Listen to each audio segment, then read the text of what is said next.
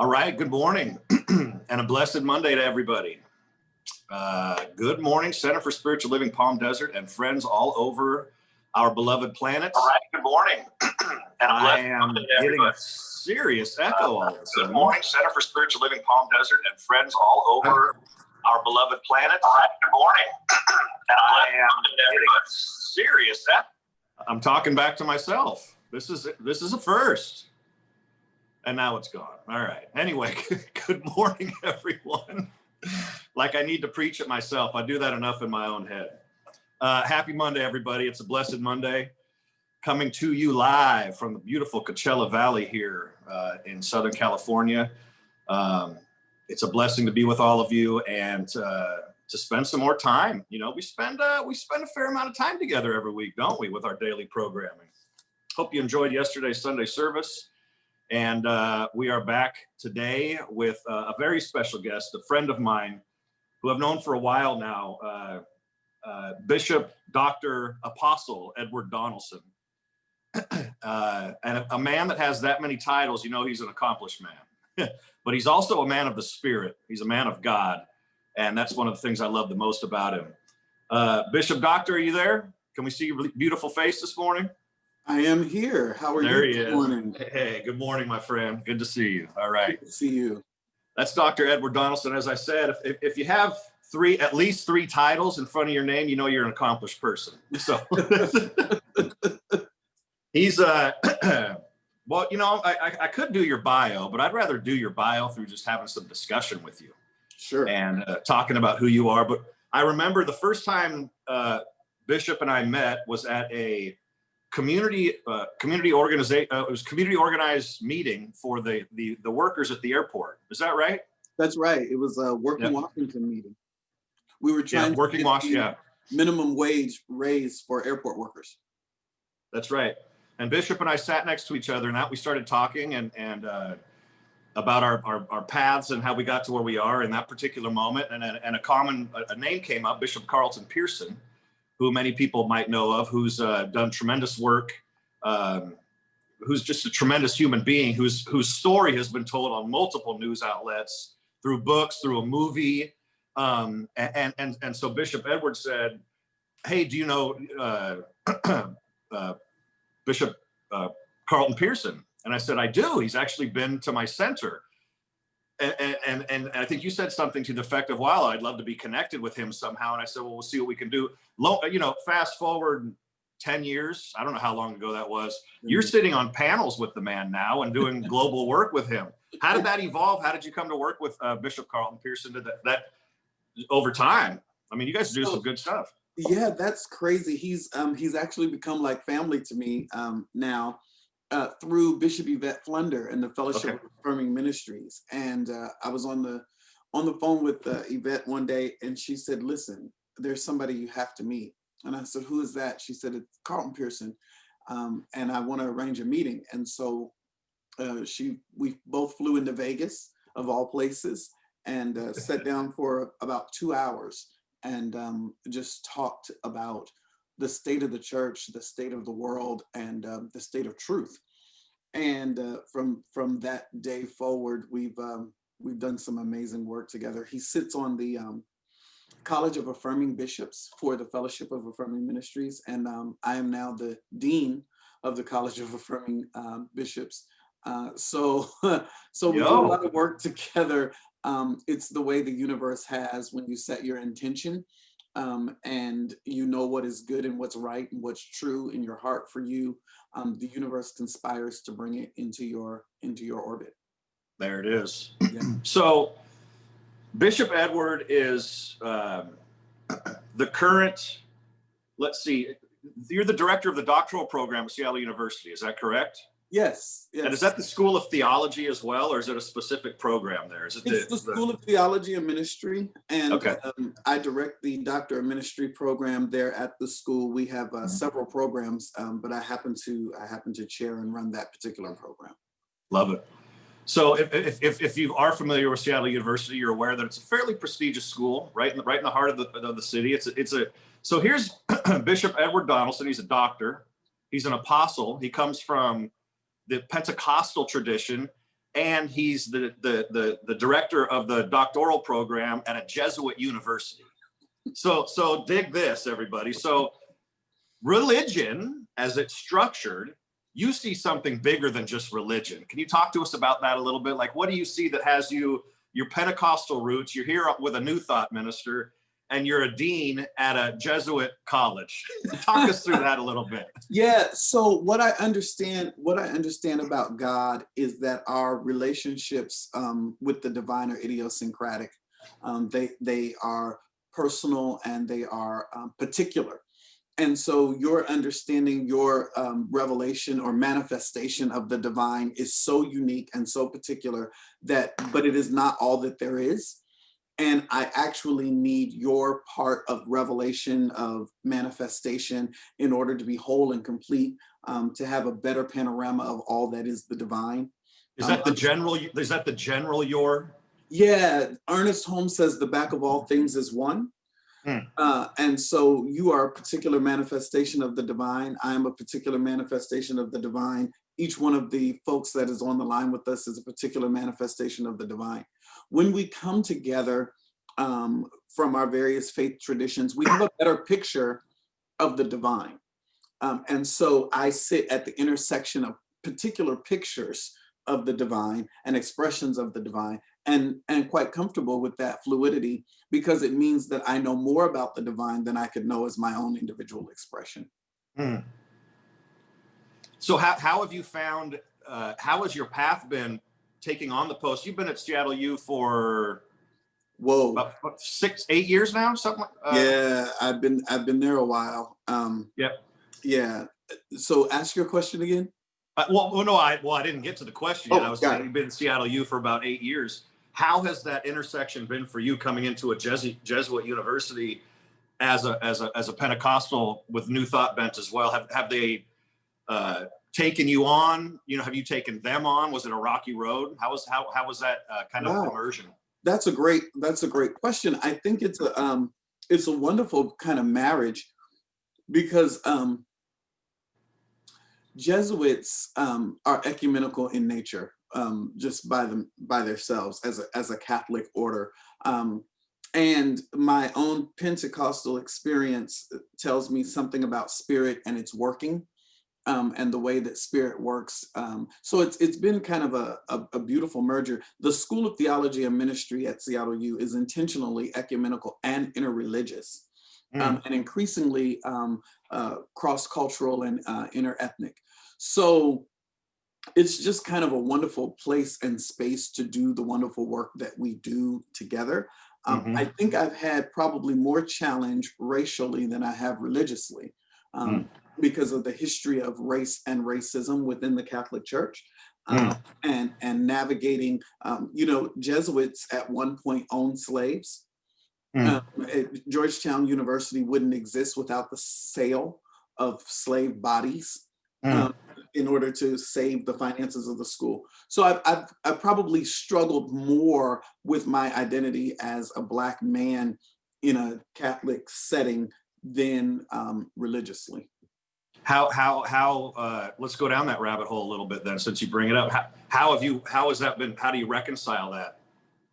Well, every day that I go to my office, I smile a little bit, and I thank the ancestors for their sacrifice. Right. The fact that I am there is a testimony to the endurance both of my people and the progression of the Catholic Church. So we work through that in that way, from a place of gratitude and recognition that this is all toward reconciliation in the divine, and really it's all toward a moment of truth. That doesn't mean it's not without its imperialist, white supremacist, capitalist, heteropatriarchy, but what isn't? So I've noticed in your writings and some of your posts and things like that, that's one of the things that you continually kind of presence what you just said, and I couldn't repeat it right now even. Sure. But will you unpack that a little bit? Yeah, so much of my work has been to counteract imperialism and its global impacts, white supremacy and its troubling legacy. Capitalism, I think, is contrary to human flourishing, and heteropatriarchy has been the bane of human existence. Like, we'll never get to full human flourishing. And these are all interlocking systems of oppression that work to marginalize some people and privilege other people.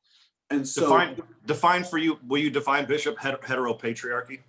yeah, so patriarchy is the system by which we are taught and indoctrinated that men are somehow better or should have power over women. Mm-hmm. And I say heteropatriarchy because there's something in our patriarchal systems that features heterosexism that almost even ignores our LGBTQIA plus siblings in ways that work to further marginalize them so that they actually become the least of these.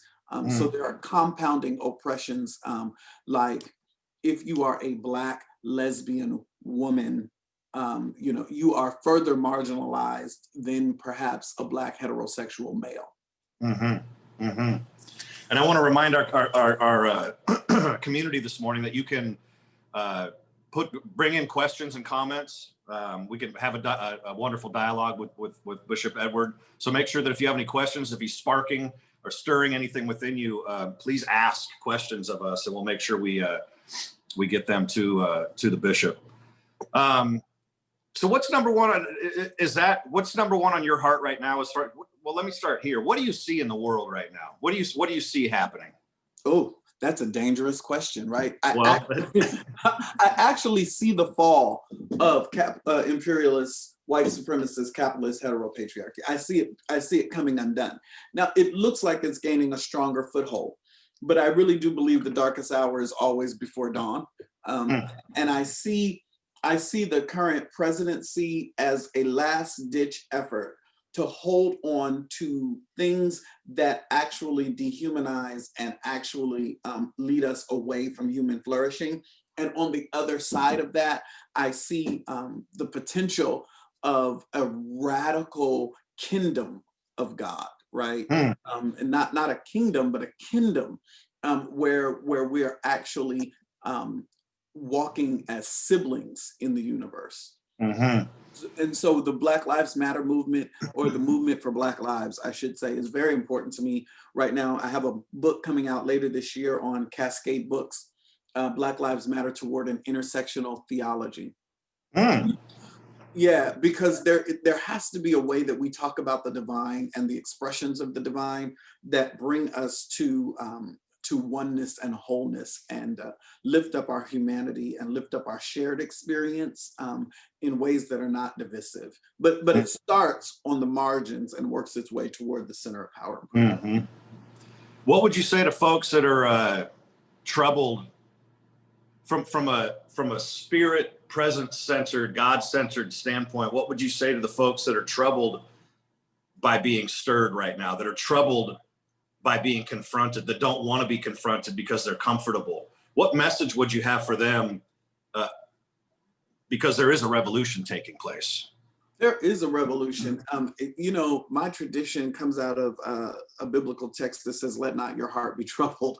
If you believe in God, believe also in the divine presence in the Christ mind. And really, Jesus, if we follow the teachings of Jesus, Jesus comes to comfort the discomforted and to discomfort the comforted. Yes. Right? Those that are comfortable must become uncomfortable, particularly when we are not walking in truth, right? So the closer we get to truth, the more uncomfortable we become in the myth or the lie in the lie. And there are so many lies that we have set our culture up on, and so many lies that we've been enculturated to. It becomes unmooring and discomforting when we move toward the reality that there is something better and higher and more.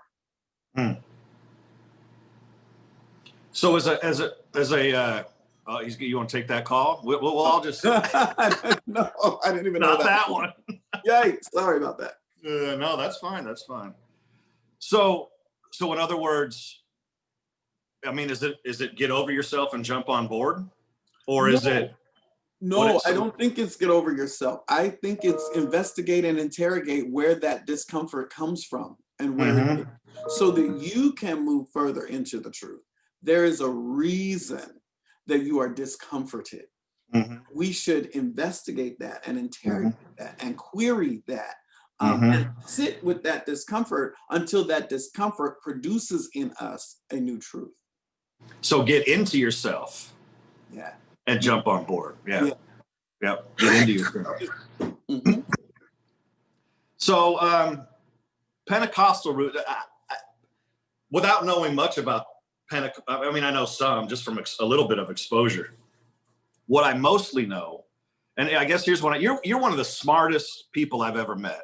From an intellectual standpoint, well, come on. I get to have my view of you too. You're one of the smartest people, the way you can articulate things and how studied you are. And I mean, you've written 7 books. I mean, I think about writing a book and then I stop thinking about 2 seconds later. So, but from an intellectual standpoint, so you're one of the smartest people I've ever met. And that's the truth. The way you think about things and can articulate things. What's the connection nowadays between, because there's a lot of smart people out there as well, that seem to be lost from a heartful standpoint. And what I see in you as a man who's connected between their intelligence, the faculty of intelligence, and heartfulness. What would you say about that? I know that's kind of, you can drive a truck through that, and it's not very specific. What would you say about that? I think we have placed a premium on smart that probably shouldn't be there as a culture. Let your phones be smart. Let yourself be wise. Like we have this thing, there's this culture of everybody knows, well, everyone knows, or of course, or obviously, and none of those things are true, right? But there's an ancient Greek thought process of paideia. It's learning how to die, right? We learn how to die to that which is false and live to that which is true. And learning for learning's sake is redundancy, and it leads to arrogance and pride, and it keeps us in our heads in ways that detach us from our hearts. And real heartfulness comes from paideia, right? There's this thing, kenosis, where Jesus empties Jesus' self, right? The Christ consciousness comes from an emptying, not a filling. And so I think, if I have anything to say to that, it's something to do with emptying oneself, because we're allowing the truth of spirit to live through us as us, rather than seeking information for the sake of broadcasting oneself, promoting oneself, being promoted. It's not smart to desire smart. What's that scripture? Jesus, there's also a scripture, he who finds himself and he who loses himself. Yeah, if you seek to save yourself, you lose yourself. But if you seek to lose yourself, ultimately you gain yourself. That's that kenosis. That's an emptying of oneself. And I think learning is about emptying oneself. Hey, Krista or Jeff, do we have any comments or questions coming in yet? I'll trust you'll let us know if we do. You said, let's just switch gears for a minute here. You're an only child, but you also said you said your favorite childhood memory is summers at your grandmother's house. Yeah. What would you used to do with your grandma? Yeah, so I'm an only child, but I did not know that. I grew up in a large family that spent a lot of time with one another. And when we moved to the West Coast, I'm originally from Philadelphia. We moved to the West Coast. I suddenly discovered myself to be an only child because I was surrounded by cousins for my early years. Summers at grandma's house, we would go home every summer to Philadelphia, and it was family 24 hours a day. But there was this place in the backyard where I would go and sit and think. And if I was sitting there in the dirt, no one would bother me. They would just kind of leave me alone and let me think. And I remember it as probably the safest place on the planet. That quiet thinking place where I had this terrible nickname. I shouldn't tell it to you. They called me Egbert. Because they said I was an egghead. Like, he's always reading, he's always thinking, he's just an egghead. And they would say, he's in his corner, like, leave him alone. And I would just go there and be quiet. And it was great. Do you remember the types of things you'd think on? I don't. No. I don't. I just remember it was the safest place to let myself imagine. Mm. Yeah. Mm. Imagine. So as far as New Thought,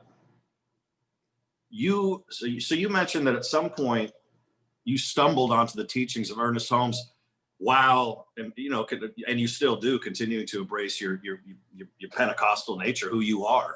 Yeah. Somehow you stumbled upon the teachings of Ernest Holmes and they started having an effect on you. Yeah. Can you talk us through that a little bit? Yeah, so classical American Pentecostalism and New Thought arrive on the scene of the American landscape around the same time.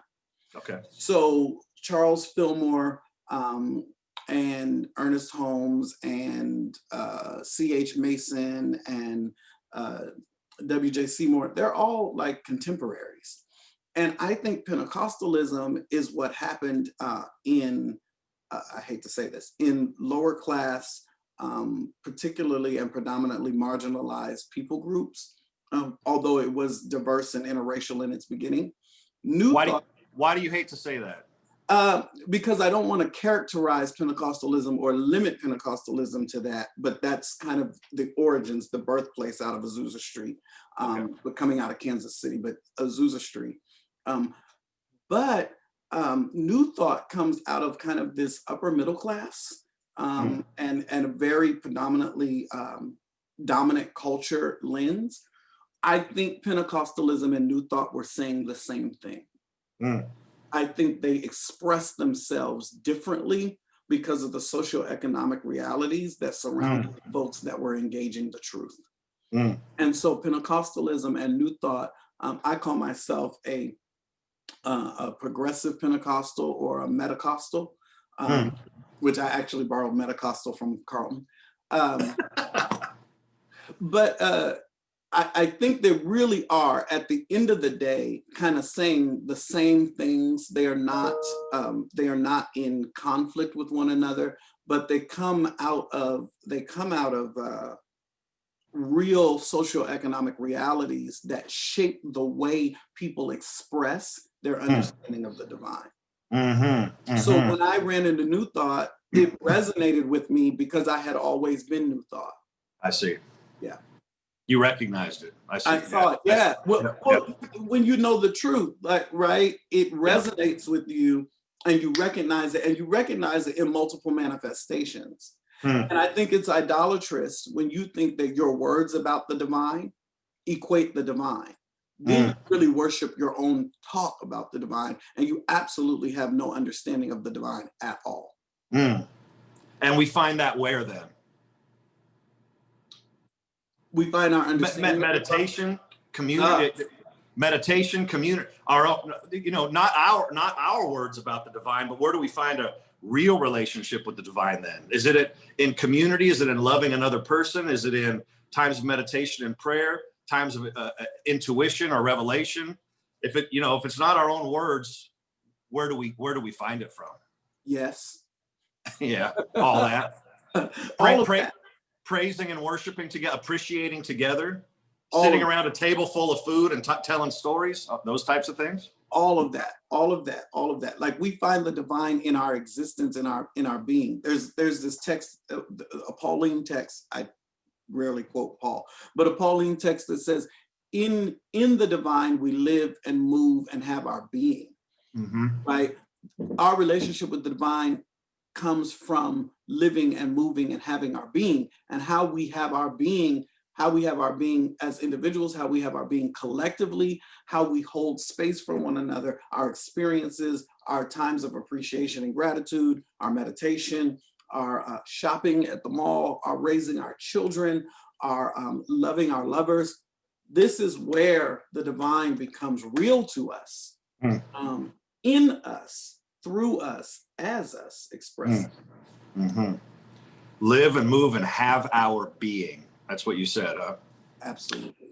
There's, you know, we're doing as part of our virtual programming here at the center, myself and a young man named Jafon Seeley are walking through a book called How to Become an Anti-Racist by Dr. Ibram Kendi.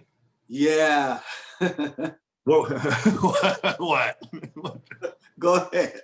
Well, no, we're walking through the book and he brings up some salient points for sure.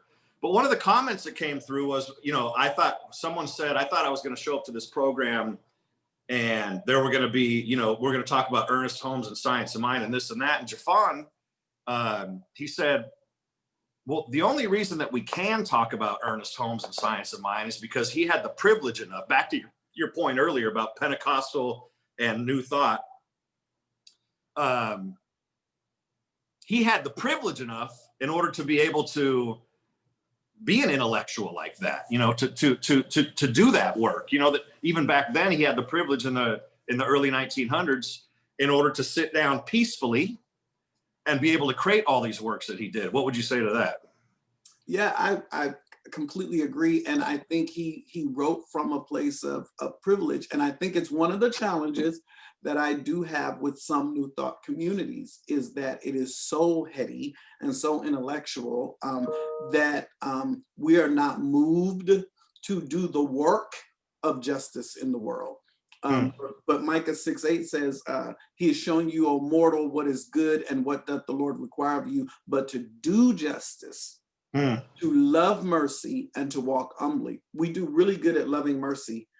We're okay at walking humbly, but in many New Thought expressions, we suck at doing justice in the world. One of the things that endeared me to you at our very first meeting is there you were as a New Thought minister doing justice, right? That we know that racism and poverty and those things are not real, except the effects of what is not real are real to some people. Yes. And so you can see it. You can see it. And our work to eradicate that is because we know the truth, right?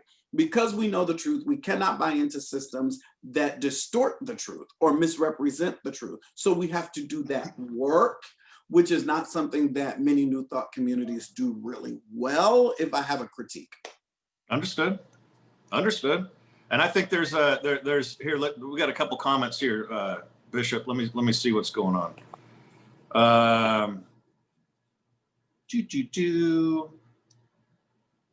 Carrie wants to know what New Thought writings or writers are most influential to you. Yeah, so Ernest Holmes, Science of Mind, Charles Fillmore's work is really important to me. But believe it or not, there's a teeny tiny book by Phineas Quimby that's been super, super influential for me. He opens the book by saying, basically, and I'm paraphrasing here, the problem with any great intellectual teaching is that the product of the teaching is disseminated by lesser minds than the original teacher. And that really changed and transformed kind of the way that I engage expressions of religion. So those three authors, Phineas Quimby, Charles Fillmore, and Ernest Holmes what I would say are my top. So if someone was to accept Phineas Quimby's charge, what must they do then? So I heard once that what Ernest Holmes would do when he was creating what we now call a philosophy, you know, or the science of mind. Sure. He would read a chapter or a paragraph out of a book, just a paragraph, and then he'd sit and he'd just chew on it. He'd metabolize it. And then he would express it in his own way. So is that Phineas Quimby's charge, is not to just read something and then just go kind of spew it back out and say, oh, I heard this, but to rather either become that teaching because it resonates with you, or discard it because it doesn't, but not just be a talking head? I think yes. And I think he's really challenging us to something even deeper than that. I think he's challenging us to go back to source. And I think what he's really challenging us to do is to figure out what source was saying to us through this expression, even if the expression doesn't resonate with us. If the back of all things is one, I cannot discard it because I disagree. See, this is where we've gotten into a lot of trouble in Western culture, particularly in US culture with capitalism. Somewhere after McCarthyism, we stopped even having intellectual conversations about socialist ideas. We kept making socialist laws. We just killed it off. Is that what you're saying? We killed it off. We don't want to hear about it. We don't want to talk about it. We don't want to hear about Marxism. We don't want to hear about socialism. We don't want to hear, right? Because it's not who we are. We're capitalists. Well, the problem with that is there's something to be found over there of the divine. How do I take what is the divine and extract it if I am quick to discard it because it doesn't resonate with me? I have to sit with it until something in it critiques and questions and queries and evaluates what's in me until what's in me is a more accurate representation of the divine. So no matter what, we can't, what I hear you saying is we can't just throw the trash out. If you think it's, first of all, you think it's trash, it's not trash. You gotta, you know, like when we were kids, me and my brother and my sister, we used to dumpster dive, literally. Wow. We'd go dive it, at my grandma's house in Colorado Springs, Colorado. I mean, we were locked out of the, grandma locked us out of the house when she was at work all day. So we had 8 hours of figuring out, and we couldn't go to the pool without an adult. So we had to figure out what to do. So one of the things we did was collect cans to take them up and make, you know, whatever, $1.50. That's right. From the recycle spot. So we would dumpster dive. So we went into the dumpster where everybody else was throwing trash out, and we'd find the equivalent of money in there. That's how I'm relating. That's exactly correct. So I am embodied as a Black man in America. There is something about sitting down with the Grand Wizard of the KKK. I fundamentally reject the premise of his ideology. But if I listen to him long enough, with an open heart and an open mind, I will discover in him a spark of the divine. And does it take a particularly evolved or heartful person? What if the Grand Wizard of the KKK doesn't care a thing about you or listening to you? Does that matter to you? Well, my safety matters. So if he's an unsafe, well, I understand. Yeah. No, let's say you knew you were going to walk out alive and unscathed. Yeah, I don't need him to hear me. His lack of being able to see the divine in me should not preempt my ability to see the divine in him. If it is true that I am connected to the divine, it's like the little kids say, his loss. But eventually, the mere fact that I sat and listened to him will teach him if he will allow. We have a comment coming up. Let's see. What is it? Why do you want to take the opportunity to discover the divine in the head of the KKK? Because I wish to know the divine. Because I wish to express the divine. And I'm not looking to go talk to the head of the KKK, but given the opportunity, what I know is that I can discover the divine, right? Because if it is true, if New Thought teachings are true and God is ubiquitous, then to reject the head of the KKK is to reject God and to reject myself. So it's like forgiveness work is how I'm interpreting what you're saying. Sure. That we know that all forgiveness is self-forgiveness. So all revelation is self-revelation then. What happens here? I mean, you have a revelation, but you share it with me, but it's still the revelation is happening here. Yes. In the way that I experience the revelation. So it doesn't matter what he espouses necessarily. I mean, it matters ultimately because there's death and destruction taking place. But what I'm hearing you saying is that somehow what's most important is that you getting closer to God. Absolutely. Period. And becoming more fully alive in the truth. That's the journey of this plane of consciousness, is to become more alive in the truth. And that's what matters. My journey matters. How would that equate to social change? Let's say you sit down with the head of the KKK. There's a dialogue that happens. Something happens for you. Maybe nothing happens for him. But how does that equate to? Do you have an agenda that somehow it equates to him waking up somehow, or does that even matter? It's something outside of my control. But now I know something about folks who choose to lean into that ideology that helps me work toward justice in the world. Got it. I have gained the ability to reframe the conversation, because a lot of times we're firing off words at folks and we don't understand what makes them tick, so we're firing off the wrong words.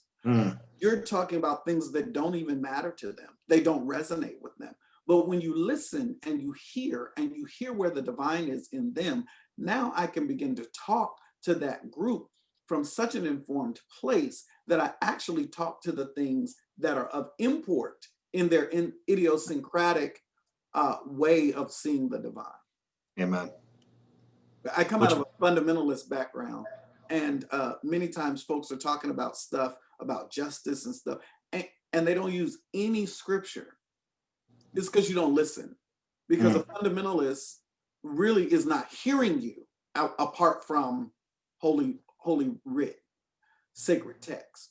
So you've got to make the text make sense for them, because they can't argue with the text even when they want to argue with you. My brother David Alexander down in Atlanta. Yeah, my friend. Good guy. Good guy. He's he's definitely a social justice warrior. One of the things you said you wanted to share, though, is that New Thought and social justice go together. Can you unpack that for us? What does that mean? I think we talked about it a little bit earlier, in that you can't know truth and then be unaccountable to the truth you know. And so New Thought talks a lot about truth and being in the truth. But what does it profit us to be in truth and know truth and then not be accountable to the truth we know, right? And I think that that's what I would want for more New Thought folks to be thinking about, is what does this truth call me to? Well, that's live and move and have your being. That's what you're. Yeah. What is this truth inviting me to? What is this truth asking of me? What does this truth demand of me? Because I know that Charles and I are one. How must I treat Charles? How must I engage? If it is true that Charles is an expression of the divine, how must I greet God every time I see Charles? Yeah. So social justice asks us to live the truth we know. From as a human being, as a man of the cloth, as a pillar in many ways in your community, for your own community, for the community of Seattle University, as a human being, as a Black man, personally, how do things sit with you right now? What's happening? How does it sit on your heart? How things are unfolding right now? Are you finding greater senses of community in the circles that you find yourself in? Are you finding a greater compassion? Are you finding more divisiveness? And how does that affect you personally? Do you cry yourself to sleep at night? Are you how affected are you? Oh yeah, I'm greatly affected. I can't see another Black man murdered by the police. I can't watch it anymore. And yet I am so hopeful that we are seeing the dismantling. I think this is a necessary period of history in order to see a dismantling of the interlocking systems of oppression that have so tormented marginalized people.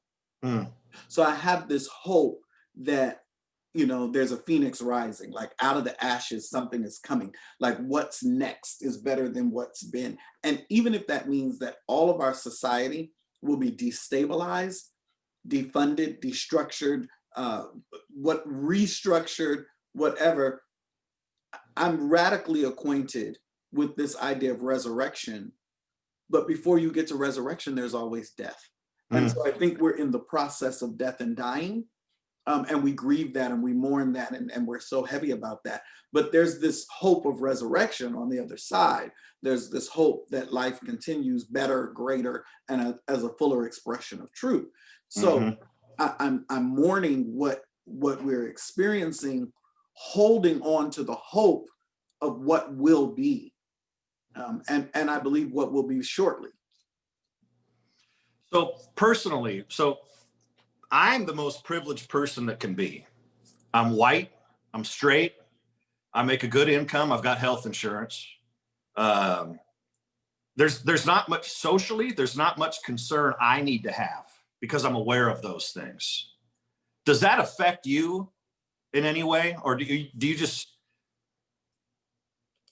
because I'm aware of that and I want to, I'm committed to reconciliation. I'm committed to the solution, whatever, and we get to co-create that solution.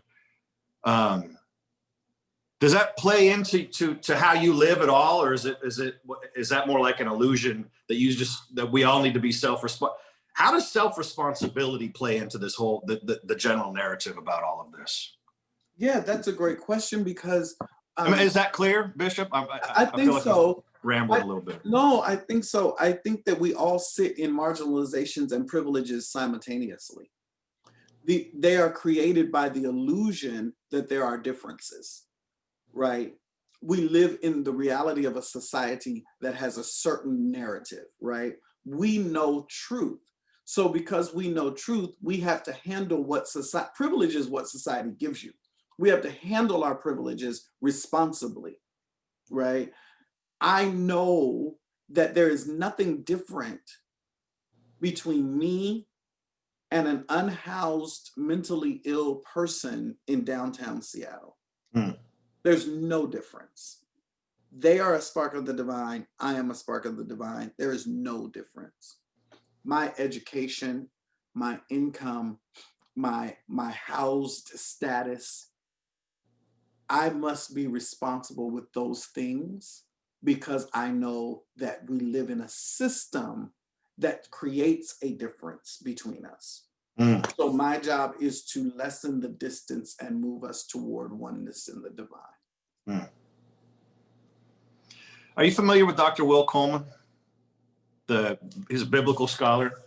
No. No? Okay. That would be, I'd love to make the connection between the two of you as well. He lives in Atlanta also, as I mentioned David earlier. Biblical scholar, he speaks Greek, Hebrew, a number of languages, and he's just he's a brilliant man. He says, oh, where'd my thought go? I got so much into telling you who he was and I forgot my thought. What was the comment you just made? What did you just say? I was talking about handling our privileges with responsibility. Handling our privilege, yeah, with responsibility. Oh, I still can't remember. That's all right. Anyway, that's all right. Dr. Will Coleman, that's a connection. He's going to be back with us in a couple of weeks, by the way. You say it isn't always easy to live in truth. Have we already unpacked that? No. Why isn't it easy to live in truth? Why not? And what is truth, first and foremost? I keep wanting to share with folks, there's a difference between truth and fact. Oh, God, yes. I mean, there are miles of difference between truth and fact. What is truth and why is it not easy to live in truth, Bishop? Well, what is truth is probably a question for somebody smarter than I.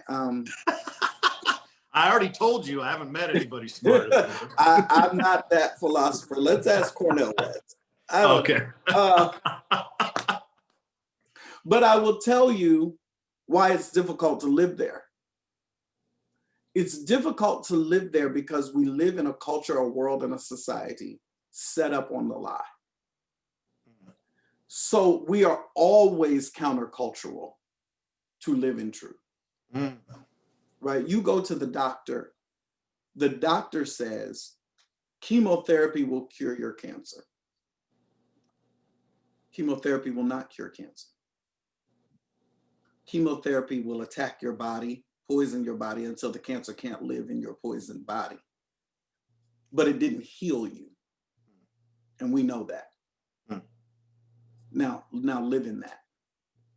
And I'm not telling anybody not to take chemo. I'm not a medical doctor. Understood. But what I'm saying is we know something that is broader, deeper, wider, bigger than the enculturation that we have to face every day.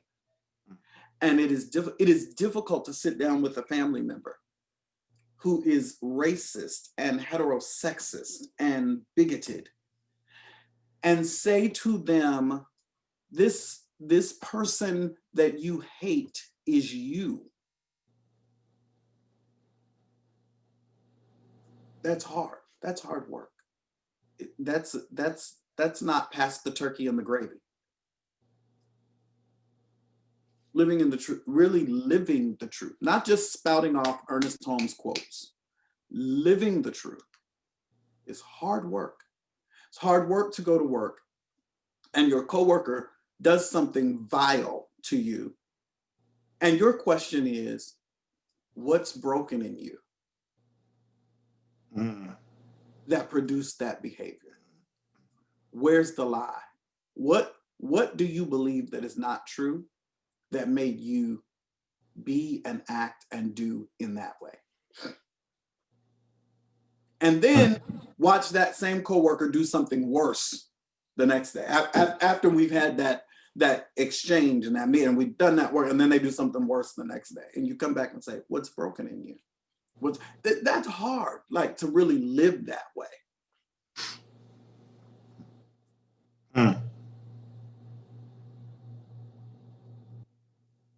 All right. To ask oneself those questions. Yeah. If someone does you an injustice, so I'm asking you, if someone does you an injustice, I want to make sure I'm hearing you correctly. So I'm asking, if someone does you an injustice, are you saying the question ought to be, what's broken inside of me? What's broken inside of them? What's broken inside of me? Why do because if I heal what's broken inside of me, I won't experience that injustice anymore. Is that the implication? No, I think the implication is so much deeper than that. The implication is, why do I need to hold on to the feeling that the injustice caused? Is injustice. That's what it is. I see. How I respond to it. What's broken in me that made me respond to that injustice in that way?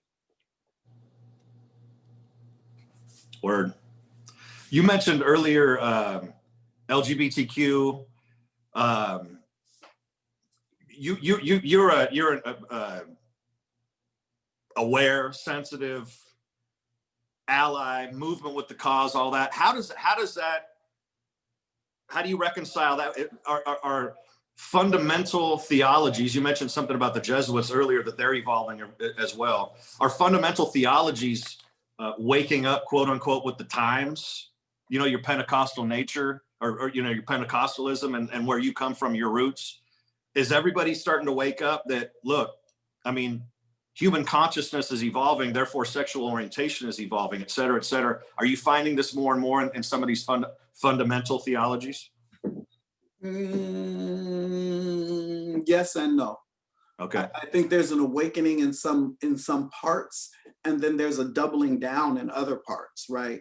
And Charles, I don't consider myself to be an ally. I consider myself to be a queer man. I mean, I'm in a heteronormative marriage, but I consider myself to be a queer man, because if queer is everything that is not white male heteropatriarchy, all Blackness is queer. Like anything that Blackness even touches is also queered in that sense. So I don't work on behalf of the community. I work from inside of the community, even as a heteronormative, married, 21 years, 15-year-old daughter, but I'm still in the LGBTQ community, because we are really, I really understand the way society has made us to be queer. Gotcha. Yeah. So is ally a term that we should get rid of altogether? No, Okay. I don't think so. I think there are people who are allies. I think I just place myself as one with. Okay. Which is probably the most powerful position you could be in, if you can get there in consciousness. I think that's what Jesus did. I think Jesus never, he was always accused of being a friend of publicans and sinners and wine bibbers, right? But he never distanced himself. He never said, "I'm not that." Never once. He always identified with and on the side of.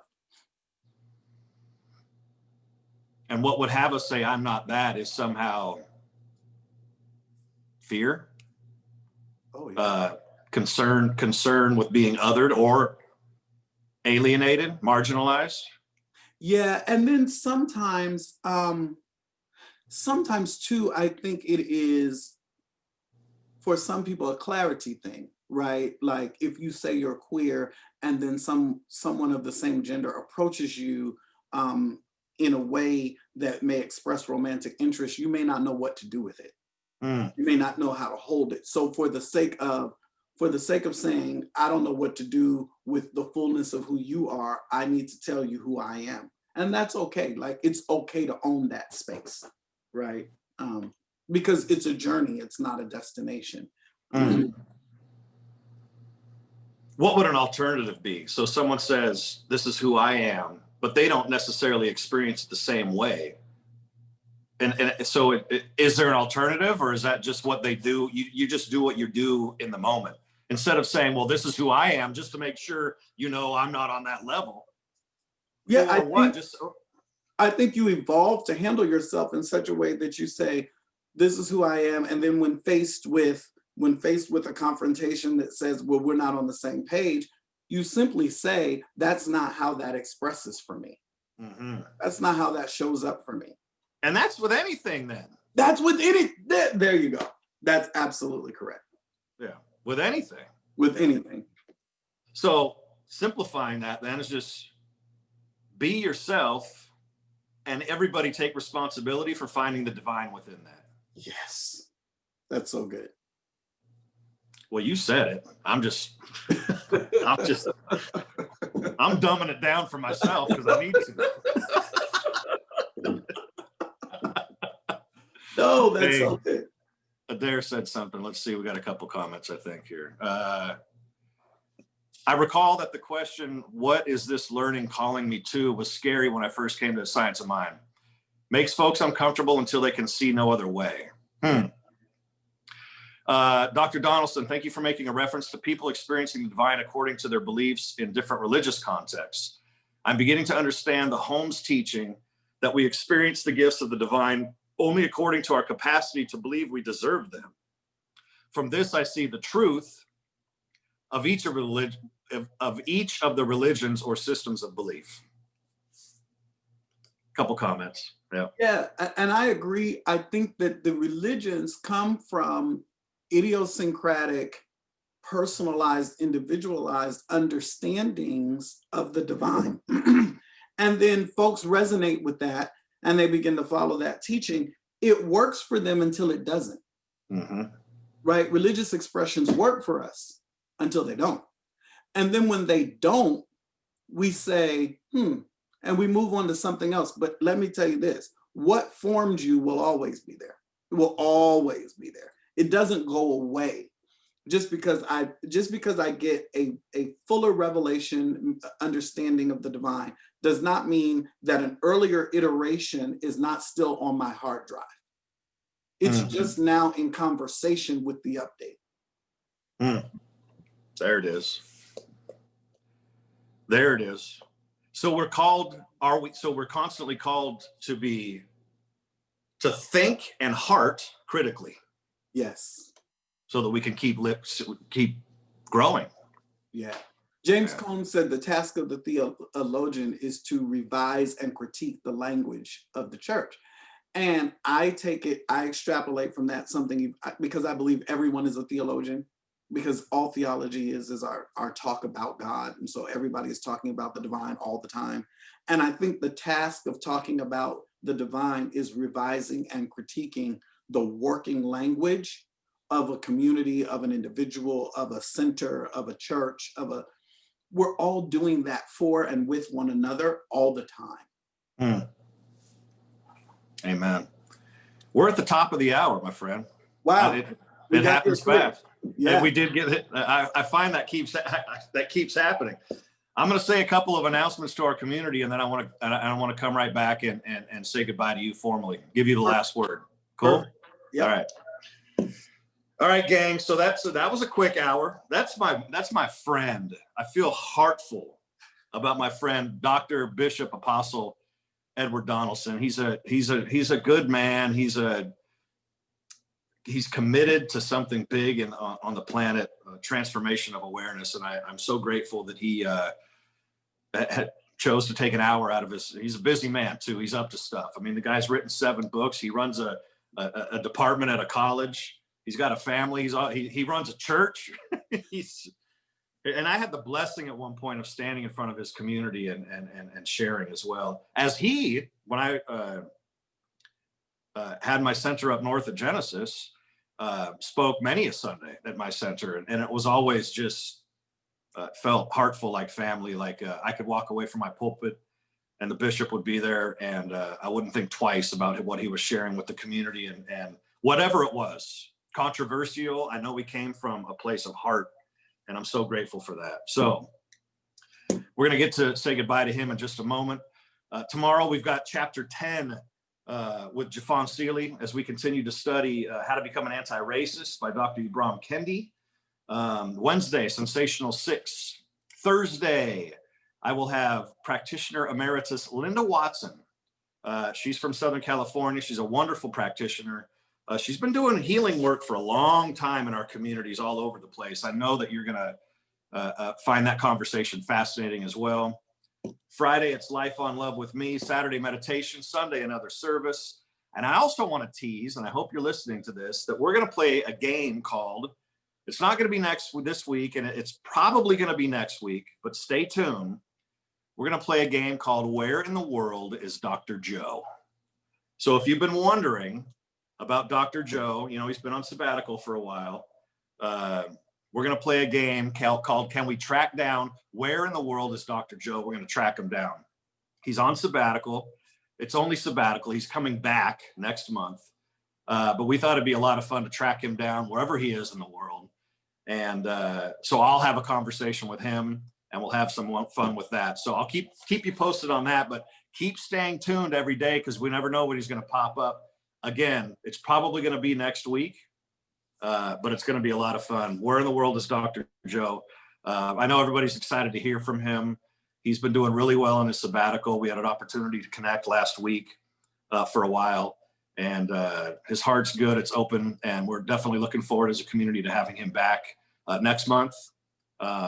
So that's all good. The first Sunday you'll hear from him is scheduled at this point for October 18th. So that's, again, just scheduled at this point. And we continue to appreciate your financial good as you bless our center. There's a link where you can give here in the chat, conspicuous for you to be able to share with us your financial blessings so that we can continue to bring you this type of extraordinary program. Bless our center. Our Sundays are still a little bit down. And so we need you.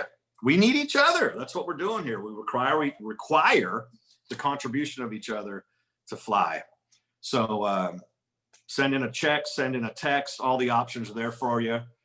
Sorry when I do that. I know it looks like I'm a tiger coming for you. I don't mean to, but anyway, I talk with my hands as well. Bishop Donalson. Sir. Thank you so much. Thank you for having me. What a wonderful, life-giving hour. Great way to start a Monday. Yeah, I appreciate that. Thank you for blessing our community with your insight, with your charges. What's one of the things I love about these conversations too, my friend, is that I grow from them. There's always something I'm challenged by, and I love that. So thank you for feeding my life today and my soul And I'm glad you've been blessed as well. Absolutely. Thank you so Cool. much. Have an extraordinary Monday. Much peace, much love. All Much right. love. All right. Blessings. God bless you all. Have a great day. You too. Make it the best day ever.